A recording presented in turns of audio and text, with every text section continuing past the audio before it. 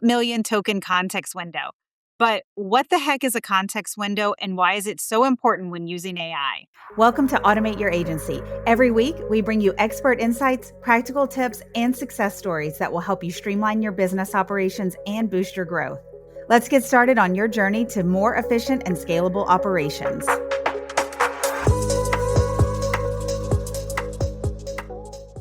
So, Alane, here's how I know I'm a complete nerd. I look at You asked me. yeah. No, I asked you and you said yes. No, I look at headlines like that and I actually get excited like, oh, 2 million token context window now. All right, that's cool. And I can quickly do the math because it's just multiplication. That is double the 1 million token context window that we've been working in with Opus 4.8. And the new Fable has a 1 million token context window. Some of the GPT models has a 1 million token context window. So It's we look just at 2 million and we multiplication. go, wow, that's amazing. But yeah, this whole episode is not just how I'm a nerd. Everybody that listens to this probably already knew that. Probably so. That really makes me laugh. Okay, so I remember years ago now, it's been years, when you even talked about context windows, and I'm like, nobody cares, Micah. Like, this is not important. We just need to use AI. And you're like, Alane, it is very important when you are using AI because the context window is what's giving you the output that you're looking for based on what you're feeding it and how much room it has to give you a good output. And I was like, well, that's interesting. Yeah, it's a little bit like hard drive space. So, Mhm. you know, as we were all younger and kids, hard drive space was a lot smaller than it is now. And now we have, we can put a terabyte in our pocket and it's no big deal. But that would have taken up a whole room when we had original computers filling rooms and all of these just drastically different technology than what we have now. And the context window, we're kind of watching this play out in the same way. It started really small. So, some of the early versions of GPT had like 32,000 token Yeah. context window, and that felt big. 32,000 tokens. Holy moly. Look at all this stuff we can shove into AI. Yeah, I remember one of our decks had 100,000 and 250,000, and we were updating them as they came up with the newest release. Yeah. So it's constantly growing. But what it is it's essentially short term memory for AI. That's AI's short term memory. And I'm sure you remember this a lot too. It's faded now with clients, but a lot of people used to come in and go, well, why can't I just feed everything in my entire business to AI and have it run my business for me? We would get questions like that all the All time. the time, yeah. It And has improved, I will say that. yes, people are figuring it out. And the reason that you can't do that is because of the context window. The context window is too small to fit all that information. And when that context window is full, it starts hallucinating, which is just basically AI guessing. And so Mhm, it is like a person with memory problems. mhm, And they don't even know that they're forgetting. AI doesn't know that it's forgot the original stuff that you gave it or some of mhm. the stuff in the middle. It goes out of that context window and it is gone. Right, and there's no hope, and it's why people think that you can't trust AI or AI lost the plot and they can't get it back to answer really what they wanted to, and it really all revolves around this context window and that it does not have a true memory. Yeah. And some of it was just user error, right? Like if you overload a person with too much information and then ask them to recall 100%, that is not going to happen Mhm. for most people. But we don't give that same leniency to this technology. We say, well, we gave you all of this. Why can't you remember all of it? AI, you jerk. We have a double standard for sure. So, Yes. Micah, I love the analogy that you came up with recently with the desk. Yes. Okay. So the way that I think paints a really good picture mentally is if you imagine a desk and the size of the desk is the context window. I even look at the context window and I got to stop myself from doing this, thinking a 1 million token context window or a 2 million token context window means I can load a 1 million tokens worth of information into AI and then have it work seamlessly and flawlessly and perfectly. But it's not. The million tokens is your entire desk space. And if you cover your entire desk with papers and folders and equipment and computers and monitors, you have no more room to actually do the work. Hmm. And the context window is exactly the same concept. If you fill it full, there's no room to do the work. The AI doesn't have any room to process anything. I loved that analogy too, because it really helps you understand that there's the input and the output that you're working with token window. And a lot of times it's not a one and done thing. You don't just have AI do something and then you're good to go. A lot of times it's a conversation that you might be having with it, fine tune things, tweak things. Well, that's all part of it. Yeah, that all has to fit in the context window and the stuff that happens behind the scenes. So when you're using tools like Cowork and it goes thinking, still thinking, almost done thinking, right? All of that as it's processing, guess what? That's using the context window. And if there's no room in the context window, there's no room for it to think. And while it's trying to process, it's actually kicking old stuff out of the context window. It doesn't even know it's happening. Yeah. And the different models that you might use, like within Claude or within ChatGPT, also have different context windows or what they're able to do within those context windows. Yes, absolutely. I mean, Sonnet 5 just came out for Claude and it introduced a million token context window for Sonnet, the mid tier of the model. Um, but before that, Sonnet was 200,000 tokens and it capped at that.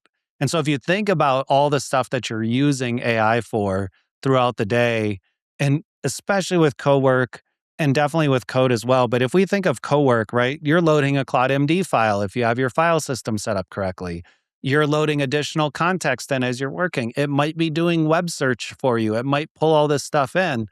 And a 200,000 token context window all of a sudden feels really, really small when Hmm. you've got to keep about half of that open for workspace. And I mean, it goes back, we talk about this on so many episodes, but having your folder system set up with a Claude MD file, that will help so much with the context window and the usage that you're doing because Claude, if you're using Claude, knows exactly where to go to find that information. And so you have some more wiggle room in there for your output. Yeah. And I would say, we talk about Claude a lot because it is doing spectacular things. It is Mhm. extraordinary. OpenAI's Codex is similar to the Claude desktop. I wouldn't say it's one to one yet, but it also has the ability to access your file system. So it's getting closer.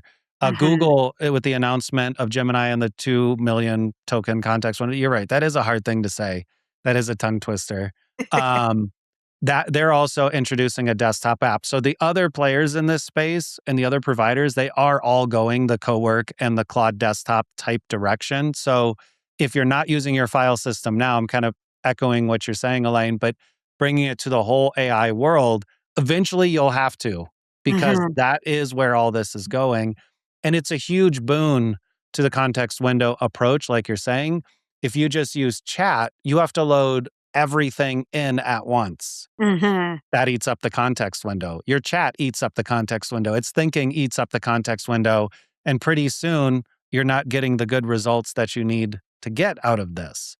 But when you have the file system access, it can load a little piece and load another file. It doesn't have to load the entire file system in just to understand what you're trying to do. Mhm. And then, what we're really doing a lot with the skills and Cowork and using Cowork generally is like they've made it easy for us to use agents essentially. We're just using very easy way of using agents. I don't know a good way to say that, but that's what's happening behind the scenes when you're using Cowork or these agents. Absolutely. Yeah. And those agents, go ahead, Micah. I was just going to say, co-work behind the scenes is running agents and sometimes agents that are running other agents.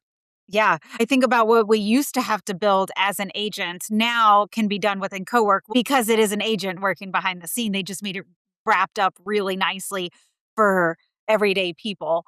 But those agents, when you have them working, they need room to work. They're going to be using the context window.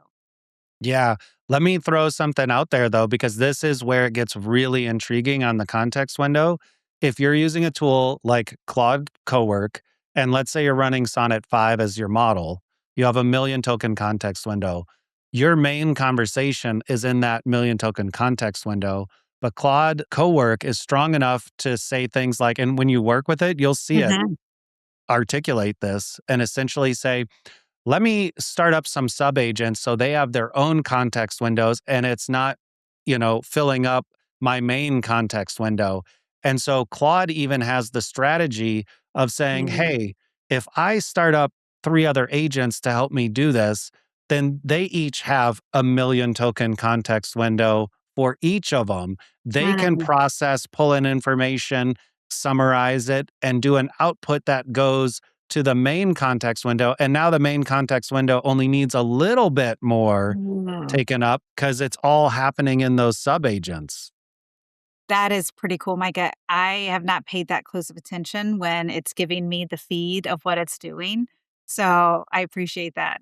Yeah, you'll see it has a new interface in Cowork that'll come up Mm. and it'll actually show you like miniature boxes that represent they don't look it's Mm. just boxes, right? And it'll have a pulsing circle and like that's the agents working behind the scenes. But Oh. you'll see a string of 3 or 6 subagents come up, and you'll actually be able Oh. to see them work, and then some of them will start getting check marks, Oh, and that that's really means their cool. job is done. Yeah. That gives it that more of a human feel too. It's cool that you can see what's happening, but also it's like these little robot people are doing things and they're getting things done. Yeah, and all of this, these are all strategies that are trying to combat the limitations of context windows. So even though we now have 2 million context windows in Google models, Mm. and the latest version with ChatGPT 5.6 has limited availability, but it's a 2 million token context window.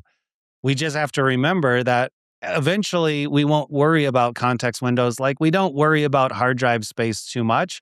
But I think it's going to follow the same kind of track. Even though we have more hard drive space than ever, we also introduced higher video rate Mhm. formats that are giant. Like all the stuff that we do takes up more space. So we need more hard drive space. And we see the same Mhm. thing with AI and the processing. The more that we do, well, it needs more context. So that Yeah. works hand in hand. The context windows are getting bigger, but then we're using Opus and Fable, which uses 5 times the amount of context window to do the same task. So it's not like the context windows are getting bigger and we just have Mm. massively more amount of space following that same trajectory. We still have to be mindful, at least today, of context windows and the space that we have available in the context windows.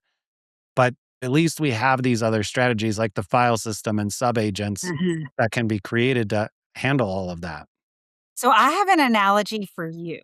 Okay. Well, I don't know if it's actually an analogy, but you know what this exactly reminds me of? And we keep hearing that AI is going to be a utility cost, just like we pay for electricity Yep. and water and stuff like that. Well, this reminds me exactly of when mobile phones came out. At first, we paid for Mm. minutes. Then we paid per text. Remember, it was like 20 cents per Oh, text yeah. message or something like that. And then you got so much network to internet time, and then you'd have to pay for overages. And then AT&T, I think, came out with unlimited, and then they backtracked and they went back to so much. And now you get unlimited minutes, unlimited texting, and unlimited internet or whatever you want to call it, data. And so I see that kind of happening here is where we're going to see this with context windows, what we have accessible, where it's kind of a battle between the AI companies on what they're going to offer with the context windows, what the pricing is going to be, what usage is like, and eventually it'll just be a standard price. Yeah, I think you're really accurate on that. I can't wait to see like Verizon style and AT&T style commercials, but for AI. That's I'd like to see Mint mobile one type the Mint commercial. Mobile ones where they're funny. Yeah. So to kind of wrap up this whole thing about context, the big takeaway here is even though the context windows are getting bigger, you still have to be mindful about what you're putting into them. If you're using tools like Cowork, you have the additional strategies that Cowork can already benefit with the context windows. But the main takeaway is just don't read million token context window, 2 million token context window and go, great, now I can completely fill it with all of this information and still think that AI is going to solve all these problems for you. It's not. You still have to make judgment calls. You're still the human. You're still in control. You're still guiding it. But to get the best results, don't make the user error mistake by putting too much information in there and then getting mad at AI. Ooh, good one. And if you haven't yet, get your folder system set up, get your CLAUDE.md file set up, go to your.biggestgoal.ai. We have a free Cowork masterclass where we walk you through exactly what to do so there's zero excuses.